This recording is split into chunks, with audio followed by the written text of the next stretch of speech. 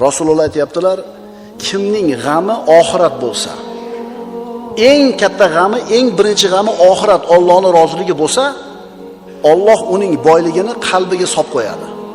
Qalbi boy bo'ladi birinchi navbatda. Puli bo'lsa bo'lmasa, qalbida xotirjamlik bo'ladi. Uning ko'nglini bir joyda qilib qo'yadi. Dunyo uning oldiga o'zi xohlab kelaveradi.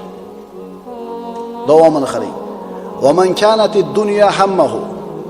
Endi kimning eng asosiy g'ami shu dunyo bo'lsa, faqat dunyo g'am bo'lsa,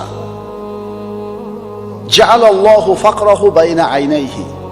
Bunaqa odamni kambag'alligini mana ikkala ko'zini o'rtasiga, peshonasiga yozib qo'yadi. Fafarraqa alayhi shamlahu. Uni ishini sochib qo'yadi, ko'nglini notinch qilib qo'yadi. Walam ya'tihi minad dunya illa ma quddira lahu. Dunyo odamni Alloh taqdir qilgandan oshchasi kelmaydi. Bittasini Alloh taolo hamma g'am tashvishiga o'zi kifoya qilyapti, bittasini Alloh taolo sochib qo'yapti ishini, doim baxtsiz. Farq nimada? Ikkalasi ham mehnat qiladi, ikkalasi ham ilm o'qiydi, ikkalasi ham hunar qiladi. Birinchi odamning g'ami Allohning roziligi. Ikkinchi odamning g'ami dunyo. Mana endi tushunyapsizlarmi nimaga doim yetmaydi? Nimaga doim shikoyat bor? Nima uchun boylar ham doim pul orqasidan quvaveradi? Chunki o'lchovi noto'g'ri.